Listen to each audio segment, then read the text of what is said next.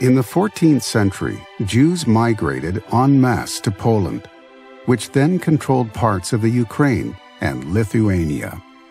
First major Polish king, Kazimierz the Great, invites Jews to come to live in Poland to help to develop the country economically. He gives them very, very good conditions of life. He gives them tax breaks. He gives them all kinds of rights, which perhaps normally the Catholic Church would not want them to have.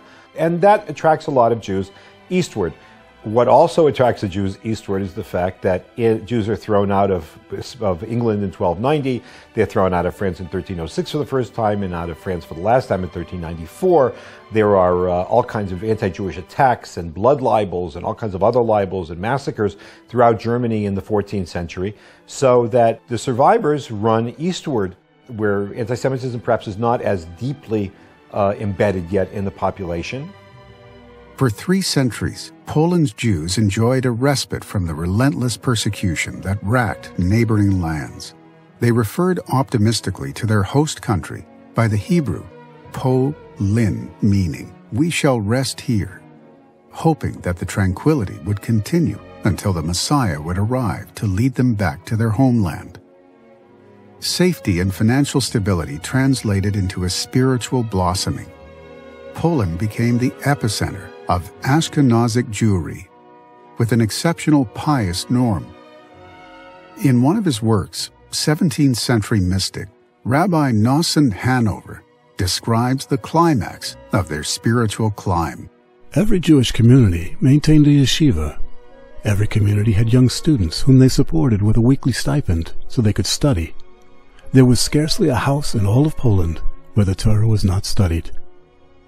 In the 16th century, the Szlachta, the Polish nobility, puts the Jews to work many Jews to work in a very special enterprise.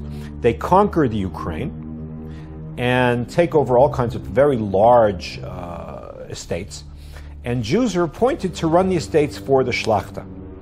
Now, the Ukraine, as opposed to the rest of Poland, is not Catholic.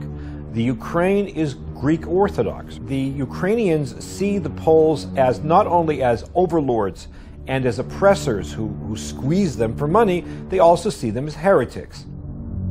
In 1648, a savage man by the name of Bogdan Chmelnytsky led the Ukrainian Cossacks in an uprising against the ruling Polish nobility in a bid for independence. Chmelnytsky diverted much of his war effort to a genocidal purge of the region's Jews.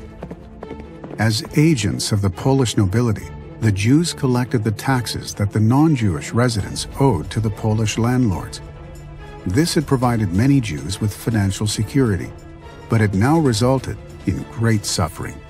The Jewish community suffers tremendous damage.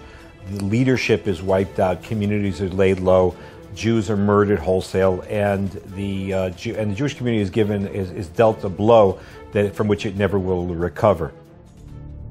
The survivors suffered exceptional trauma. Families struggled to earn a livelihood, and only a minority could afford their children a Torah education.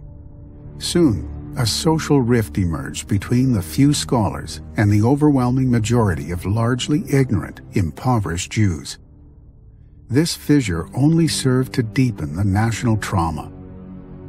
Into this gloom, there stepped a man bearing tidings of salvation. It happened in 1665. There appeared in the city of Smyrna in Turkey, in the Ottoman Empire at the time, a man named Shabtai Tzvi, a greatly charismatic, learned individual who declared himself to be the Messiah. He started a movement which spread like wildfire. There's a famous Jewish woman whose name was Glickel of Hameln, which is in Germany. She describes how her father packed his bags, sold his business, sat there waiting with his packed bags, waiting for the Messiah to reveal himself. The word came to Poland, and none other than Rabbi David Halevi, who was known in rabbinic circles as the author of one of the major commentaries on the Shulchan Aruch, sent his son and someone else to go check out Shabtai Tzvi to see if it's possible that this is really the real thing. There were people who objected. There were people who warned, especially there was a rabbi in Amsterdam whose name was Rabbi Sasportas, who screamed and yelled that this guy's a fraud, but nobody wanted to listen to him. Reasons for concern rapidly mounted as Shabtai grew increasingly erratic. His devotees attributed this to a superior state, but others recognized that he was mentally unstable. Modern scholars believe that he suffered from bipolar disorder. He introduced blatant violations of Torah law. Since the Messiah has arrived, he explained, matters previously forbidden are now permitted. One man who was particularly unimpressed with Shabtai was the Ottoman ruler Sultan Mehmed IV, who jailed the pseudo-Messiah as a revolutionary in February 1666. 7 months later, the Sultan gave him a choice of Islam or death. Shabtai chose Islam, and Jews worldwide reeled in disbelief. The intensity of the anticipation that this was the Mashiach was so high that as high as the heights were of anticipation, so were the depths of disappointment among many, many Jews within the world. And the blow was just incalculable. The Jews of Poland felt doubly abandoned. The new despair dashed their hopes for healing into the blood-soaked reality of post-massacre Poland, compounding hopelessness with suffering and social imbalance with spiritual crisis.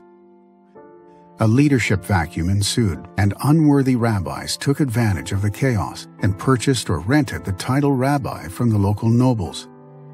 These rabbis downplayed prayer and sincere spiritual growth.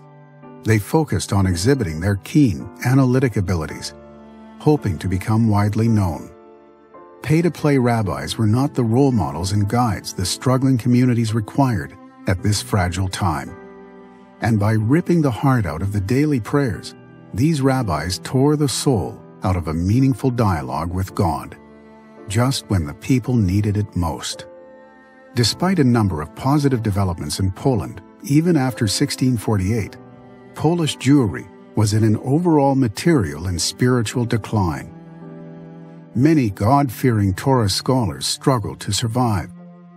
Unable and unwilling to bribe their way into rabbinical posts, they could also not rely on their impoverished brethren to hire them as teachers.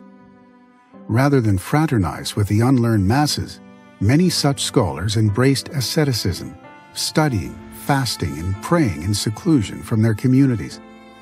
Such individuals, who would normally have served as genuine role models, became unavailable to the community.